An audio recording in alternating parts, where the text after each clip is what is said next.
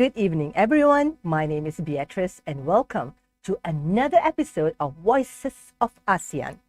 Chambers of Commerce play an important role in the business ecosystem by bringing businesses together under one umbrella. In Malaysia, the National Chamber of Commerce and Industry Malaysia, or NCCIM, is the apex business chamber representing Malaysian businesses. It comprises the Malay Chamber of Commerce Malaysia. It also comprises the Associated Chinese Chambers of Commerce and Industry of Malaysia, or the acronym being ACCCIM, the Malaysian Associated Indian Chambers of Commerce and Industry of Malaysia, and the abbreviation is MAICCI or MICCI, and the Malaysian International Chamber of Commerce and Industry, MICCI, and finally, the Federation of Malaysian Manufacturers, or FMM. Today, I'm pleased to be joined by Latalao Kian Chuan, the President of the National Chamber of Commerce and Industry Malaysia, and also the President of the Associated Chinese Chamber of Commerce and Industry of Malaysia. In addition, Latalao is also the Executive Chairman of Lau Fat Wood Industries and a leader in the Malaysian timber industry. Latalao will be talking today on how the NCCIM works with the government and other associations to promote and sustain economic and business activities in Malaysia. So, without further ado, joining me live from Kuala Lumpur, from Terengganu actually, today, here is Latalao Kian Chuan. Hello, Latalao. Hi, Dato, and hello, everyone. Hi, so pleased to have you on the show today. And you are speaking to us from Terengganu today, aren't you?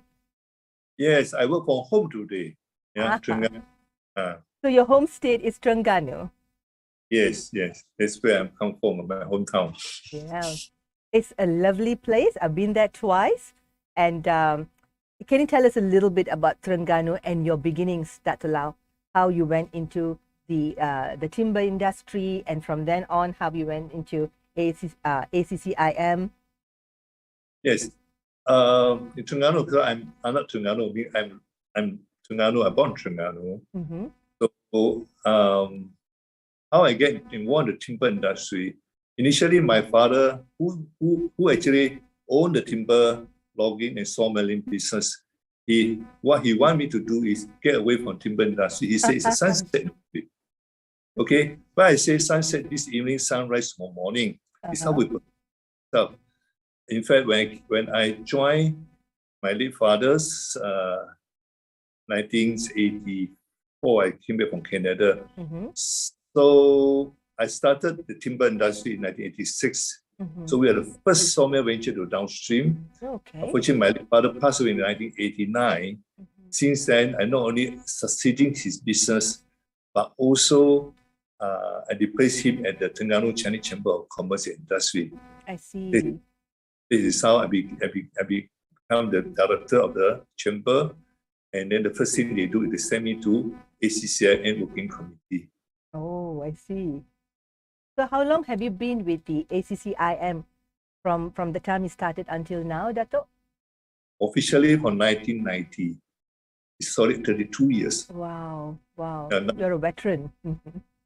Yeah, veteran. Started last year. And that means you were only, when did you get nominated to be the president for the national, the umbrella arm of NCCIM?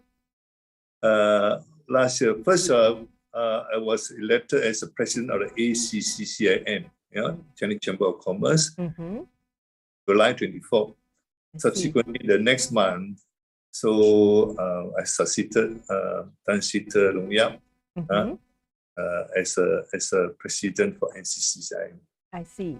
So just for our audiences to help them understand a little bit, the National Chamber of Commerce and Industry Malaysia, or NCCIM, it sits at the heart of all the Malaysian business networks. It drives 5 key national trade associations in the country. It functions as an entity that represents the interests of the business community. So Dato, since you are the best person to speak about it, can you share with us what role does NCCIM play as this apex business chamber? How does it work with the all the 5 entities, and how do you help all of them find their focus when it comes to business issues?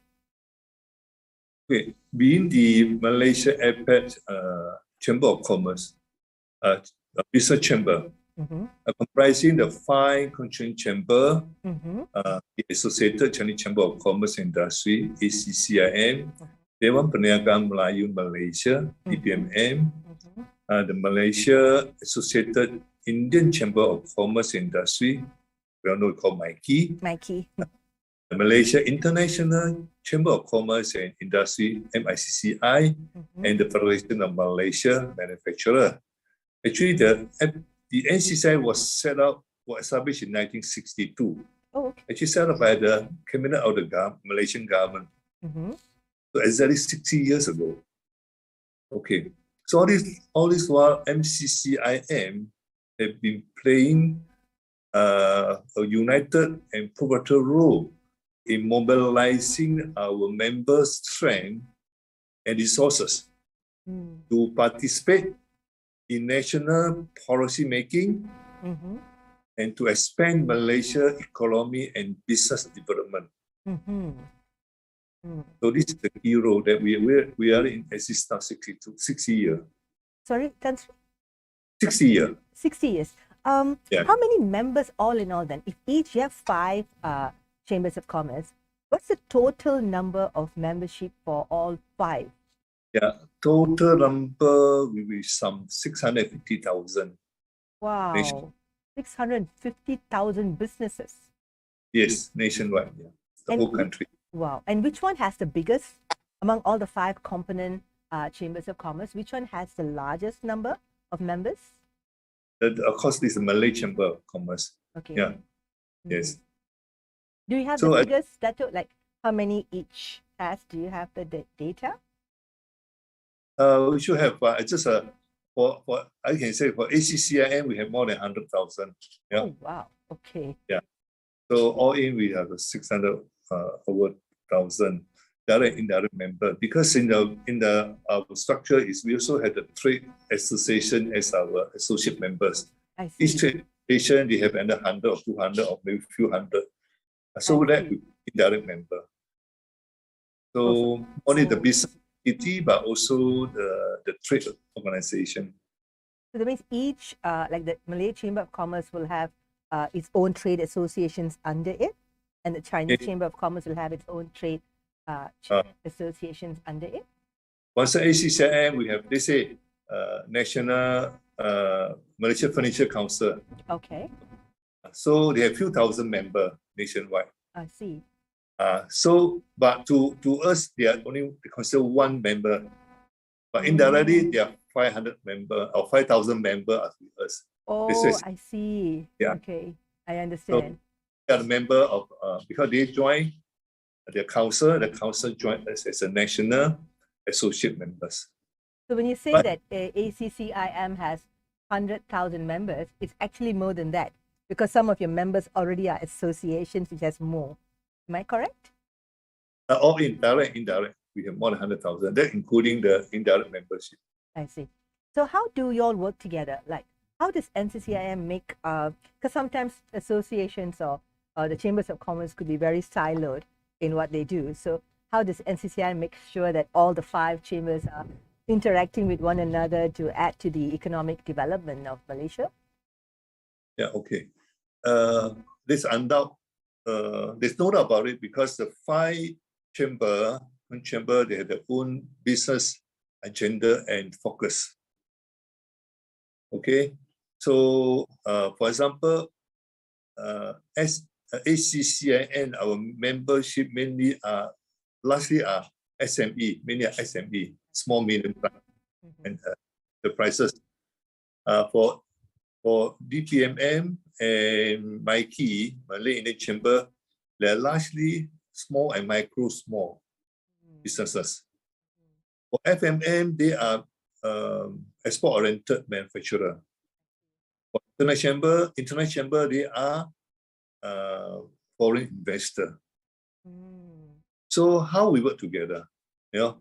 So, but we are able to deliberate, consult the differences in an objective manner. and then drive a common stand on national economy and industry issue, as well as we provide policy recommendation for submission and engagement with the government. I see. In short, we uphold the principle of safeguarding the national business community interest regardless of race, sector, and geographical. Excellent. So there's a lot of work that's involved for the president of the NCCIM to be able to do all that. How do you manage, Dato'? Okay, I give you an example. You see, the last 2 years we had a tough time. Then I was SecGen then before I became a president. So I worked close to my president. But 2 of us can't work. We must have a well-functional ESCO member. Yes. Also a working committee headed by the able and willing committee chairman, supported by the efficient secretariat or management team. So especially our steadfast commitment carry our role in the last 2 years during this COVID-19 pandemic, we have submitted 23 memorandum or letters to the government. Practically every month, we submit a proposal. I would like to PM. We have high power meeting with Prime Minister, with the Minister of Finance, a Minister in the PM department in charge of economy, Tokpa, and also Minister of Health, various also even of course DG of Minister of Health. So, because the COVID-19 pandemic actually disrupted the whole, because it have severely impacted domestic business community and economy. So this is how we work together, because it affects everyone, regardless size, regardless sector, regardless race. Oh yes. That's why we had to we submitted a memorandum with proposal sponsor with subsidy, so that it can mitigate the impact to the SME and also financial. This most importantly the bank, for stop chasing after their moratorium, so all that proposed and accepted by the government. So it was the NCCIM that proposed all the such things as a moratorium that was accepted and made life easier for the people. ACCCIM is a leading chamber, or trade business of chamber. So that's why we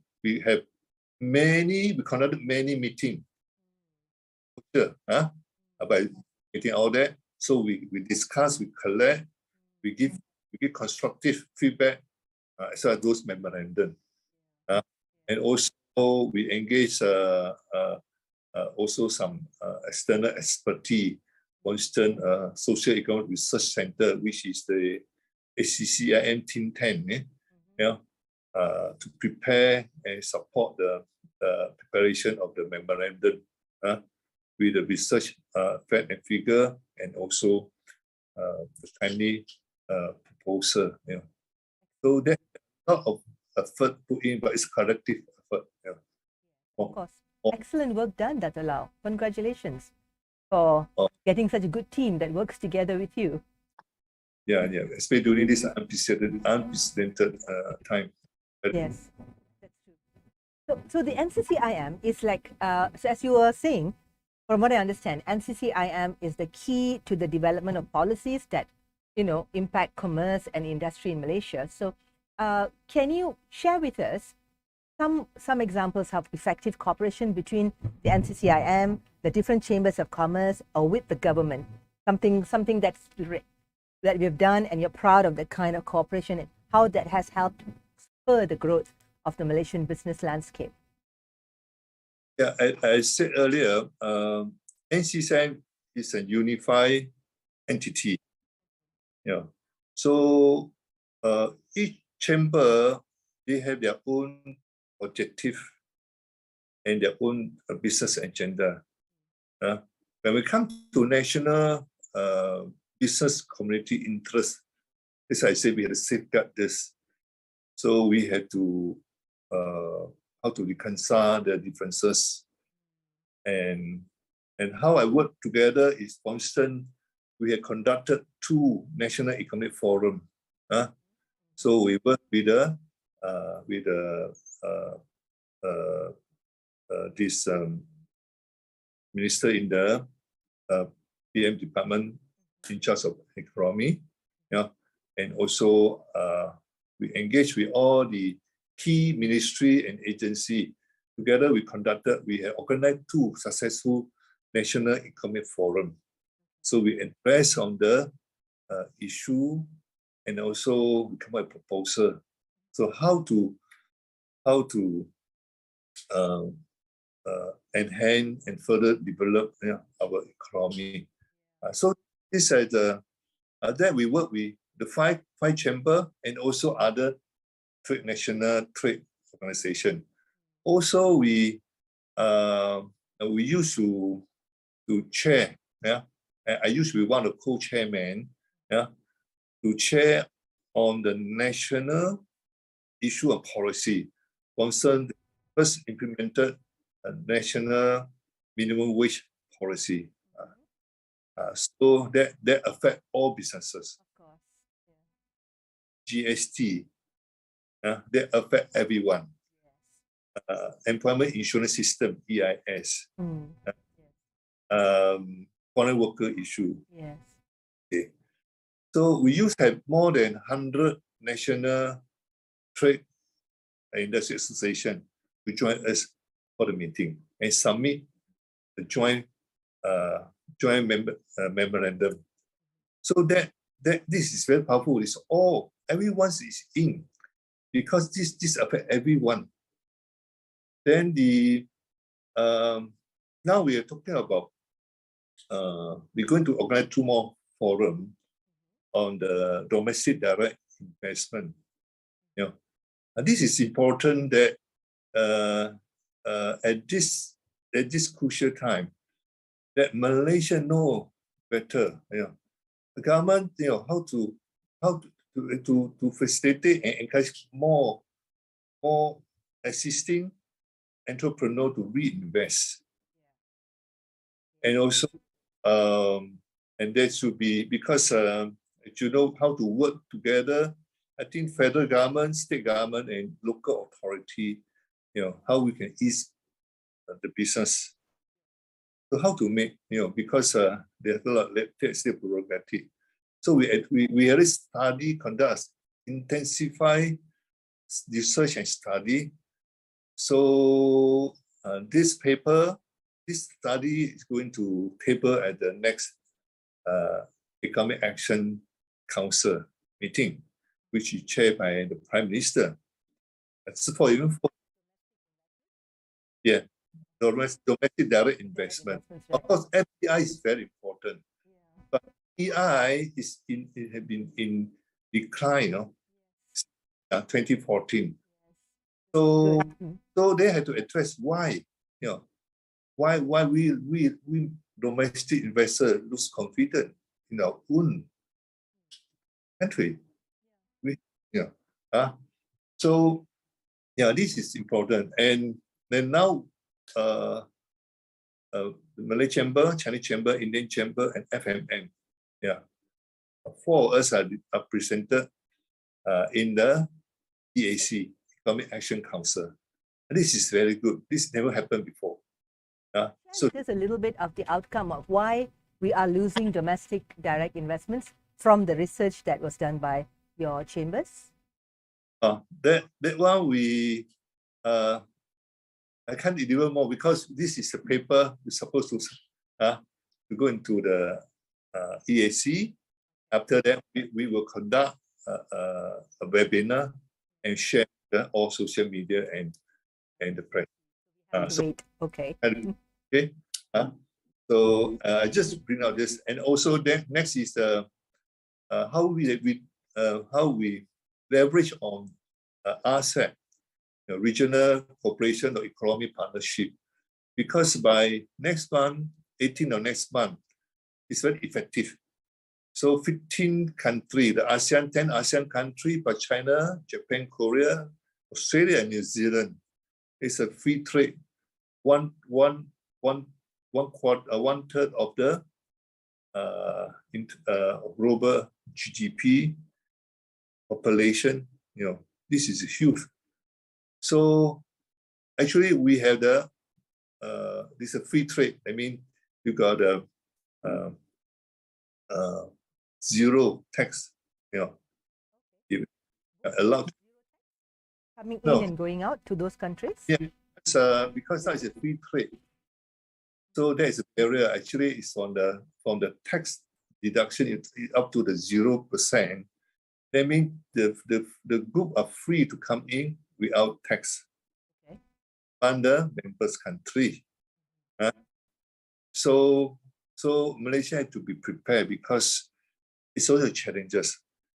It's an opportunity, but if you don't be aggressive, competitive, and resilient, you will be. This is the toughest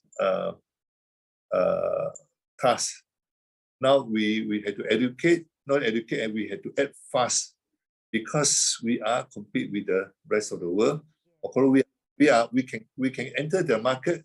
They also come into our market. Competing with giants, international giants. Yeah, of course, China and other part, but there's also other opportunity for us. So we were going to conduct more a series of talk and these are now mostly on webinar, or some small, we can go online, Facebook talk. So this is very important, I think, so how to get a member to be well prepared. Will this free trade agreement be signed and kick off, Dato'? It's already kicked off 1st January 2022. Malaysia will come to effect, on the 18th. 18 March. March, yeah. March, okay. Yeah, so this is one example. Of course, also nowadays there's a lot of emphasis on the ESG, environmental, social, and corporate governance. So how the compliance costs, and how government will help SME, because SME also part of the global supply chain. They can be affected without knowing that they are not complying. Yeah, you will lose a business, but also this is a business opportunity. They comply, because we receive it. It's a global. It's not our own market. Because my business, I know so well actually. So our concerned timber product, we have been certified. So to make sure that the end user know that where this piece of furniture, where the timber come from, through the sustainable forest management scheme, system, that we comply with all the with ESG. That way back 20 years ago, we were doing that. You just have to go with the whole flow of what the global need for ESG is. So you've got to teach all the members what it's all about and how to comply, correct? Yeah. So we had a working committee. We had ESG working committee chairman. So we're going to organize a forum. I think in May. So we have we have a 2-day forum, very intensive. So these are the things. I think because now the whole economic landscape is changed after the COVID-19 pandemic. So it's challenging. It's a big challenge. We're very happy that you're leading NCCIM and making sure that everything turns out a little better for the businesses. And talking about that, Dato, I want to talk a little bit about the Associated Chinese Chambers of Commerce and Industry in Malaysia. I think you said that you have 100,000 Malaysian Chinese companies under it, and you have 17 constituent members. What are your constituent members? Okay. First, ACCCIM already established for 101 years. Last year was 100 anniversary, but unfortunately, we couldn't have a physical dinner. So we held our dinner virtual, virtual yamsing. Oh, virtual yamsing. No, we do losang, we don't do yamsing. But anyway, 101 years. We have the 17 chamber consist of the 13 states and 4 are regional. Beside the 13, including Sabah, Sarawak. Then we have Klang, Batu Pahat, this Northern Perak, Taiping, and Kruan. So the other 4. I don't know it was accepted before we stopped admitting any district chamber. So this is how the history was. Then so we had a 17. So are you the oldest chamber of commerce among all 5? No, international chamber. Are they? Oh, they are, I think, 150 years. Okay. Yeah. Yeah, the chamber, actually, Chamber of Commerce is started when you're from the West. So why should you join chamber?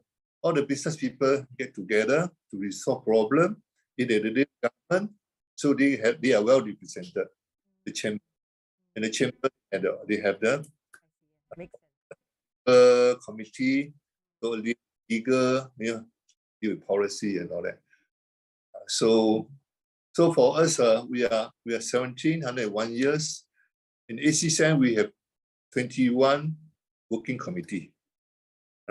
We just like, but these are all volunteer, even with money, so no paid, These are the committed committee chairmen to lead all respective working committee, including we have ESG and ASEP, just I mentioned. Of course, we have all the industry development, SME, agriculture, tourism. So you name it, we have human resource development. We have all the digital economy, committee. All that we have.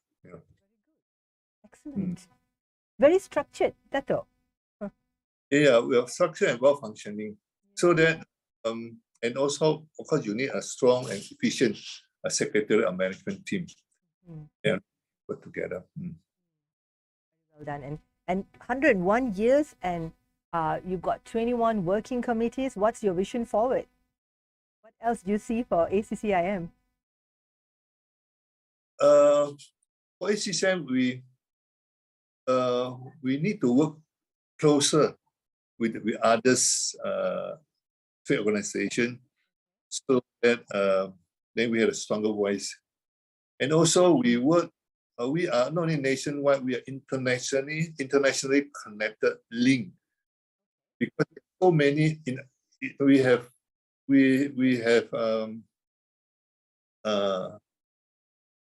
okay. We're supposed to help to organize the World Chinese Entrepreneur Convention, because there are many in every country. As long as there's a business community, they form Chinese Chamber of Commerce. So we are all connected. So every 2 years we get together. We organize the World Chinese Entrepreneur Convention. But because of COVID-19, so MCO, we have forced to further delay, postpone the normally held in China? No. We held every 2 years all over the world. Changes location. Malaysia we hosted in 2003. Nice. It started 1991. Since then, so it's 31 years. So we're supposed to host it last year. It happened. So we have to postpone. By the way, there's a very strong rapport and relation. So that we have conducted business matching every month. We are respective chamber, for instance, Korea, Japan, Australia, Canada. It's not Canada. Even time different 15-hour Vancouver. We still can. We do it in our morning, their evening. So we conducted virtual business matching. Very efficient. So we still, although we cannot travel, we still get our member and get them doing business together. So this is one example. Of course, with all the ASEAN, even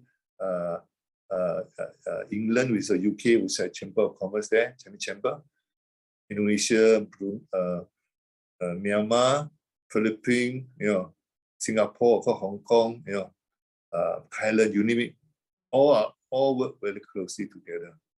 So this is good. Of course, then we also share this with our country chamber, the Malay chamber, Indian, because today we are not race-based. It's all name called Chinese Chamber. But whatever we do actually is for the good order, national economy policy, and also international. We have to be competitive and resilient. And this is the key. A good collaboration between, like, say, the DPM, Dewan Perniagaan, Malaysia, DPMM. Right? Yes. How often do you all do collaborations between DPMM and ACCCIM? I mean, what kind of collaborations do you actually have? Also, okay, in the state level, we have of course, in the national front, we work together. We call NCCIM. As I said earlier, NCCIM was established by the Cabinet of Malaysian government. Want us to work together on the national, come to national policy issue. We always, they always support our comment, proposal, or recommendation. But at the state level, have been working very well.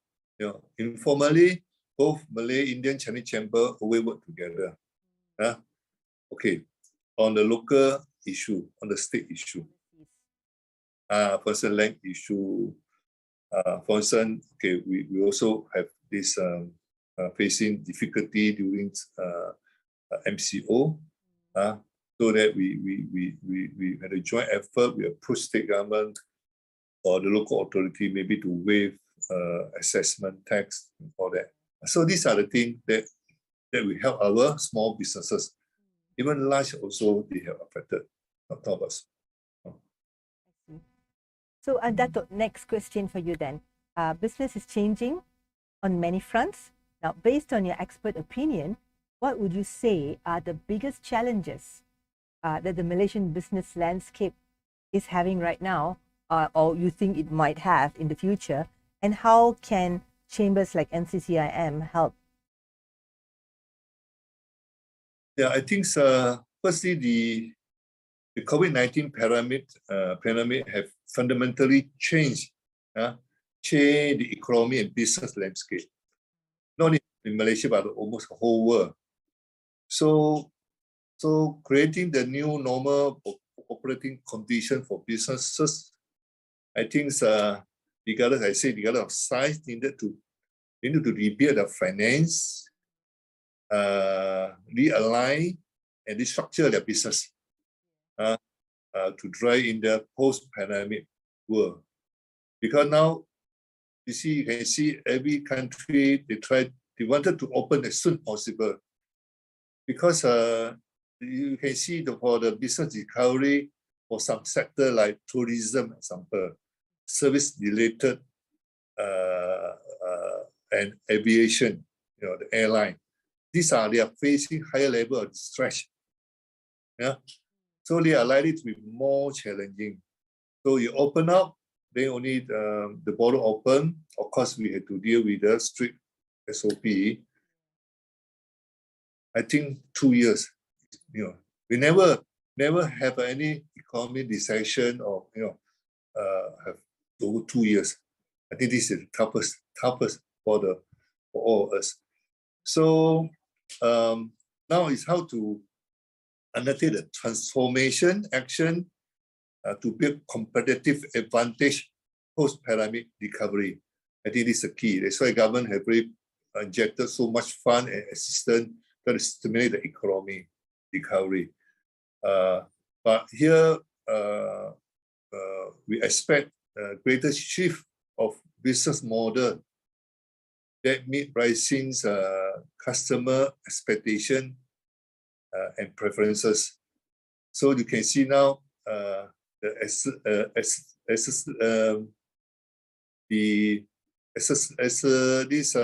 e-commerce and e-services, already accelerating trend that powered by the wider adoption of the technology such as AI, the artificial intelligence, cloud computing, collaboration tool,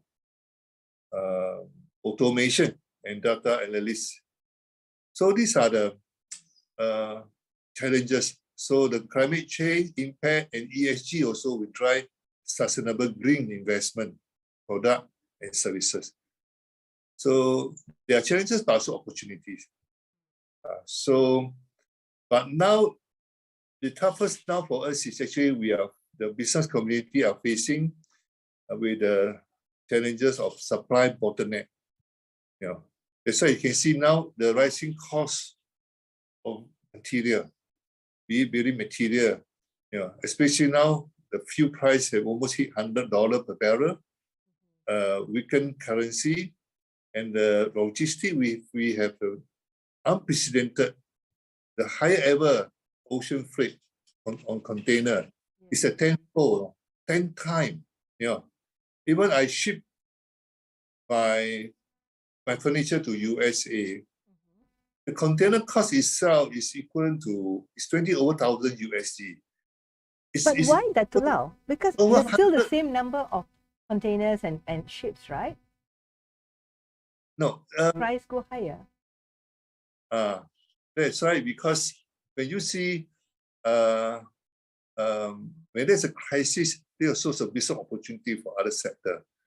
See, when we had this pandemic, the medical related, glove, surgical glove, or whatever glove, medical. So because they are highly demanded.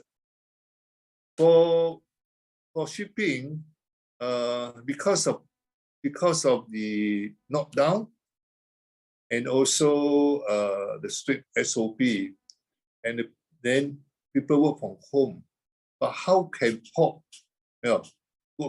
operator work from home? So a lot of container, for example, from China, from South Asia, we ship to USA, but they're unable to clear it. They take longer time because of the social distancing, restriction or number of the worker work on the same, just like in Malaysia, for instance, so we are not allowed more than 50% workforce. So same thing. So that's one of the reasons. So a lot of container congested, empty. They need to get clearance. It's not congested. So while here we have production, we are ready to ship, but no empty container come back to, so they had to pay higher. They even don't want to wait for the good to send back from Europe or from US. They rather pay for empty container. Problem would be delay in timing, but how come it's like more expensive, like 10 times more expensive? It'll probably be delay in timing, but I just don't understand how the cost could be so much more. Okay. Same number of ships, ma. No, there's a time actually. There's a maritime. I think the shipping line. So this is the time they work very closely. This is supply and demand. Let's put it this way. But the People are demanding. is physically constrained because of the every country there's a strict control on knockdown and on workplace. So let's say we can work from home, but not factory, not the port authority there. The port cannot function as normal. There's a big day and then congested because you need to get custom clearance. That is a problem. So they are all added. They add small incrementally. They all add up, I guess. Then yeah, I think that we had a different forum that we can discuss more on this. But this is all in the logistic. So this is one of the problem because the global supply chain have been disrupted. Yeah. So now we still not settled down. So the supply, because the demand is there, but not the supply. Okay. Then, Getting better? example like worker shortage. Okay. So Malaysia, for almost more than 2 years, there's a freeze on the intake of foreign worker. But every day there's a worker, where their permit expired, visa expired, they go to their source country. But placement. And Malaysia is most of Malaysia are all well educated. So every year we have 300,000 graduates. But where do they go? They're not station. They're not going to work at construction sector or manufacturing, but not on the field floor. But I talk about they can work as a administrator, finance, accountant,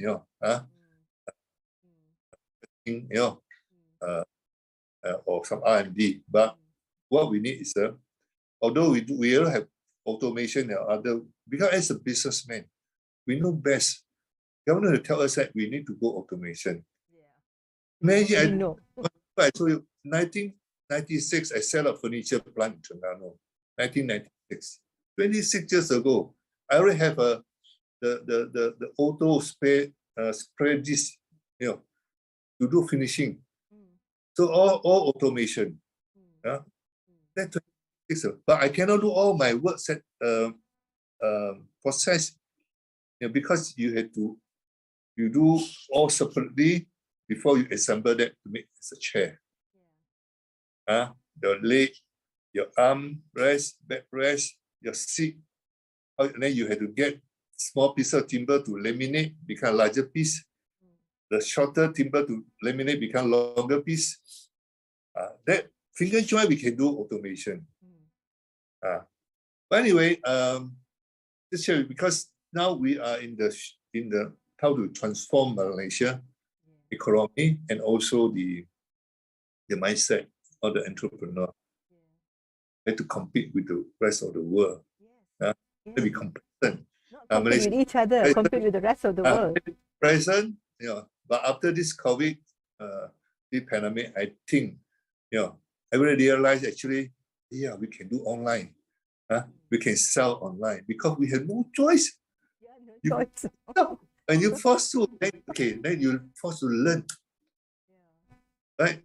So this is also, of course, the list can go on, but it's how to embrace the technology. Yes, correct. Absolutely. I said, we had to. So I have to look for my son. This is the 3rd generation. So they about lifelong learning. I say I have to learn.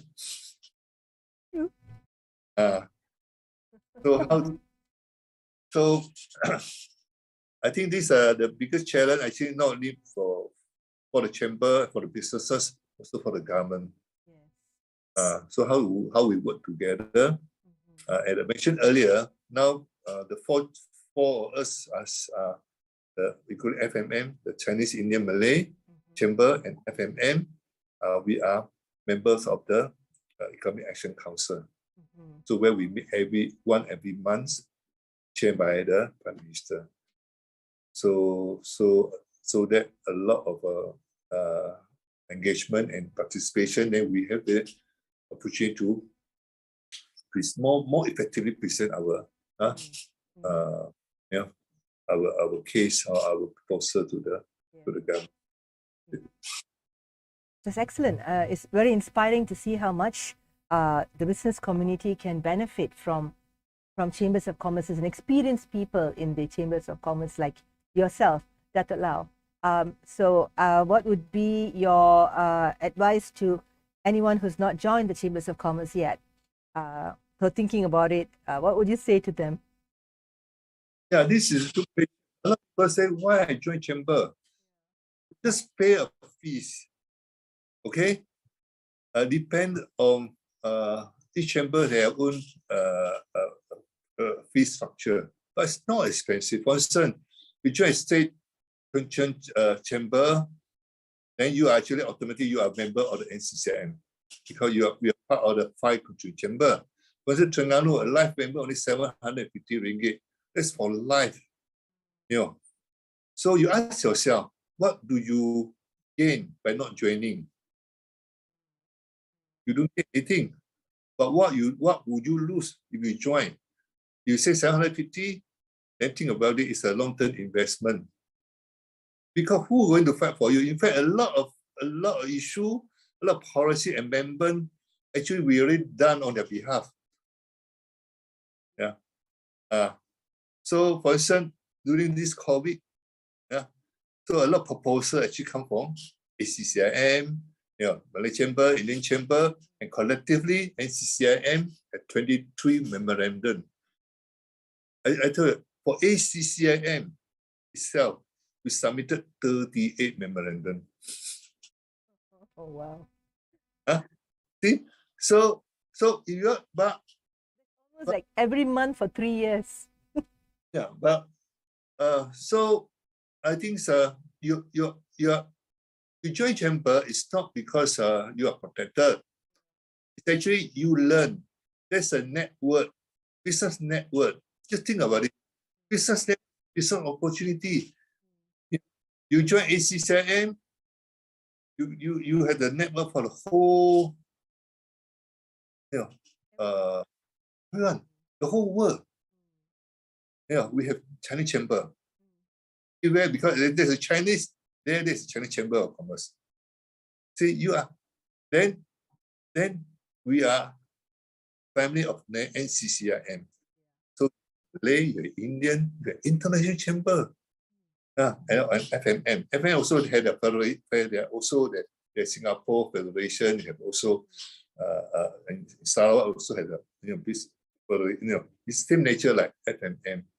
So the international chamber also they're all over the world. I think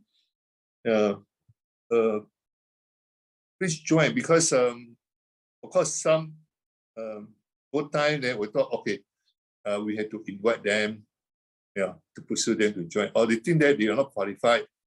Some had the wrong question. Actually, that's why chamber we always have membership drive campaign. From time to time, so actually very important. Another point I want to bring out here is the youth, the young entrepreneur. For the ACCIM, we have 6,000 young entrepreneur as a members. So we had this YEC, we call it Young Entrepreneur Committee. So this is a succession plan. Not only also leadership, eventually. So this would then you bring in a new, not only chambers belong to the old or successful people. No, actually we want the smaller and the young entrepreneur. You should, and then they can come also contribute. Thank you, Dr. Lau. I think I thoroughly enjoyed this interview with you. You gave us so much information, and I think the entire audience who's following us now and who'll be following this recorded version later would really enjoy. And thank you for all the information you've given us. Thank you so much. Yeah. So follow us on LinkedIn, Facebook, Twitter, and our website to keep up to date with our upcoming shows. Voice of ASEAN thanks you for your time, and we'll be uploading a recorded version of this dialogue in our portal for those who missed it today. Thank you, Latalao. Thank you. Bye-bye. Bye.